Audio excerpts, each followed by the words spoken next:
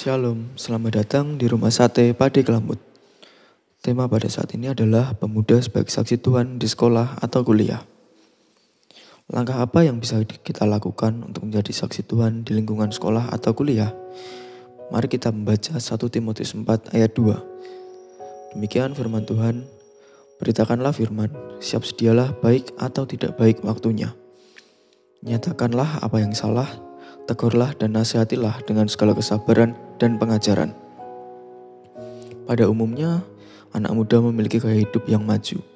Hal tersebut dipengaruhi oleh kemajuan teknologi yang semakin canggih dan tentunya dengan sarana tempat yang menunjang sehingga para anak muda dapat mengubah gaya hidupnya secara bebas dan sangat modern menurut kemauannya sendiri.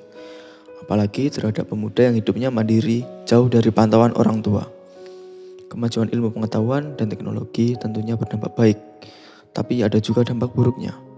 Dampak baiknya bisa mengenal dunia secara global dan tidak ketinggalan zaman. Tapi dampak buruknya, anak muda memiliki gaya hidup yang berlebihan dan selalu mengikuti perkembangan zaman sekalipun mengorbankan dirinya. Pemuda Kristen tidak boleh mengikuti gaya hidup pemuda pada umumnya, apalagi bila hal tersebut bertentangan dengan firman Tuhan.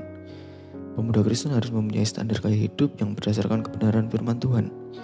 Karena itu sebagai pemuda Kristen harus memperhatikan gaya hidupnya, apakah sudah sesuai dengan Alkitab atau tidak. Pemuda Kristen tidak boleh terjerumus dalam gaya hidup pemuda pada umumnya. Pemuda Kristen haruslah menjadi saksi firman Tuhan. Oleh sebab itu, sebagai pemuda kita harus bijak, yaitu dengan berpola pikir rohani. Setiap orang Kristen, termasuk di dalamnya pemuda Kristen, harus terus-menerus memusatkan pikirannya kepada Allah, karena Dialah sumber segala sesuatu dan perancang segala sesuatu. Kemudian, pemuda Kristen harus bisa bergaul akrab dengan firman Tuhan. Dalam kehidupan Kristen, tidak ada disiplin rohani yang lebih penting daripada pemahaman Alkitab. Artinya bahwa tiada kehidupan Kristen yang sehat tanpa makanan rohani dari firman Tuhan. Kemudian, sebagai pemuda Kristen, kita harus rajin berdoa. Dalam kehidupan rohani orang Kristen akan berjalan lebih baik bila selalu mempunyai waktu untuk menyendiri bersama Tuhan setiap hari untuk membaca firman-Nya dan berdoa.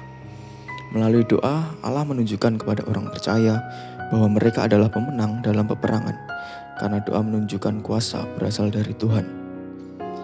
Kemudian beribadah. Ibadah adalah bagian penting dalam kehidupan seseorang. Ibadah juga merupakan satu tuntunan bagi hidup orang percaya. Manusia yang diciptakan oleh Allah adalah selain makhluk jasmani, tetapi juga makhluk rohani. Secara rohani, ibadah adalah bagian integral dari hidup manusia. Beribadah kepada Tuhan sepanjang hidup orang Kristen menuntut kedisiplinan. Tanpa disiplin, kehidupan ibadah akan menjadi lemah dan labil. Menyembah Tuhan dalam kehidupan ibadah merupakan sesuatu yang paling tinggi dan mulia. Karena menyembah Tuhan adalah memusatkan hati dan pikiran kita kepada Tuhan. Kemudian melayani. Melayani dapat mencakup pelayanan di hadapan umum seperti berkhotbah, mengajar. Melayani Tuhan tidak melulu di gereja. Kita sebagai pemuda bisa melayani dimanapun. Misalnya di lingkungan kampus, yaitu dengan bergabung di persekutuan kampus, ikut ambil bagian dalam pelayanan kampus. Dengan demikian, kita sebagai pemuda dapat membangkitkan kebenaran firman Tuhan terhadap orang lain, terutama di lingkungan kampus. Demikianlah firman Tuhan pada saat ini. Marilah kita satu dalam doa.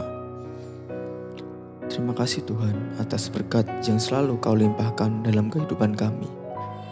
Kami berdoa meminta penyertaan-Mu supaya Engkau senantiasa menyertai kami dalam menjalani aktivitas kehidupan kami. Berkati kami ya Tuhan, agar kami bisa menjadi saluran berkat bagi orang lain dan kami mampu menjadi contoh yang baik bagi lingkungan kami.